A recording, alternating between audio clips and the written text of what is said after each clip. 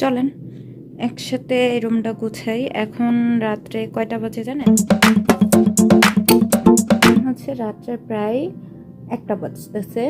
আর আমি হচ্ছে এখন আমার এই পুরো রুমটাকে গুছাবো, কারণ অনেক রাতে হচ্ছে মাথায় ভূত চাপে। যাই হোক, কিন্তু বিষয়টা ঠিক এরকম না যে আপনারা আমার রুম কেন এইরকম। আসলে হচ্ছে আমি রিসেন্টলি 2-3 দিন হবে যে রুম শিফট করছি। আমি আমার রুমে আসছি, আমার রুম, আর আব্বা আম্মা হচ্ছে আমার রুমে চলে গেছে। তো এই কারণে হচ্ছে আমার রুমে এইরকম। তো আমি এখন পরবর্তীতে আমার রুমের আমি ডেকোরেশন চেঞ্জ, সেটা আমি অবশ্যই আপলোড করব ভিডিও করে। তো আজকে আমার সাথে আমি এই রুমটা গুছানোর আগ পর্যন্ত আপনারা থাকুন শেষ পর্যন্তই। চলো একসাথে গুছাই। ফার্স্টে হচ্ছে আমি টেবিলটা গোছাবো, আর অতিরিক্ত যে বইগুলো আছে আমি ওইগুলো সরাই ফেলবো, কারণ অতিরিক্ত বই রাখার একদমই প্রয়োজন নাই।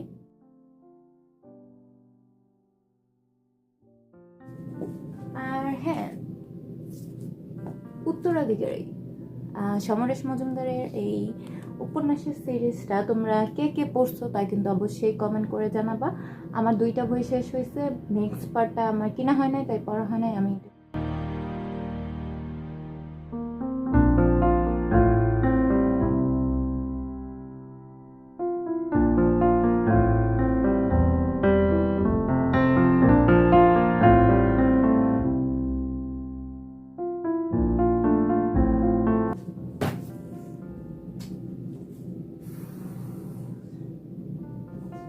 আমার সিরিয়াসনেস দেখছো?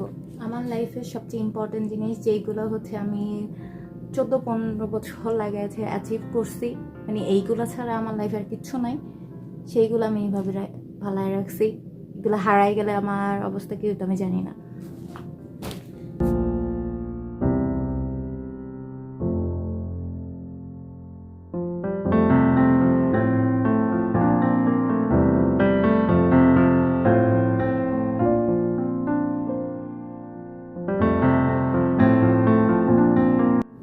চলেন বিয়ে বাড়ির গেটে সুতা।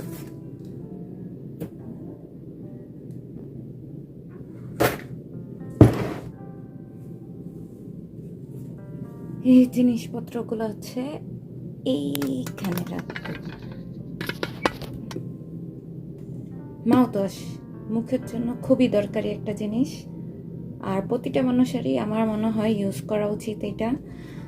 আমার কাছে পার্সোনালি এইটার ফ্লেভারটাই ভালো লাগে, আপনারা চাইলে ইউজ করে দেখতে পারেন।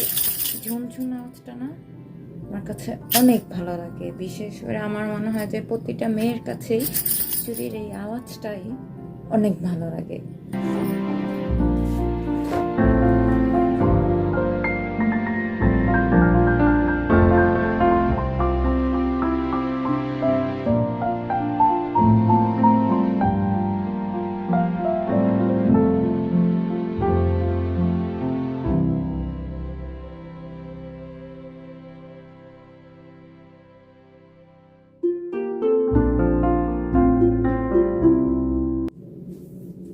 তোমাদেরকে আমার ঘর গোছানোর ফাইনাল লুকটা দেখাবো।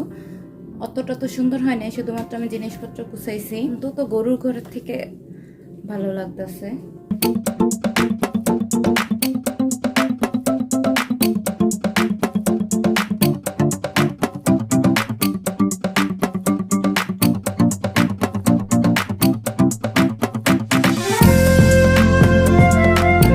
আপনাদের কাছে কেমন লেগেছে? তো আজকে পর্যন্তই, টাটা, আল্লাহ হাফেজ।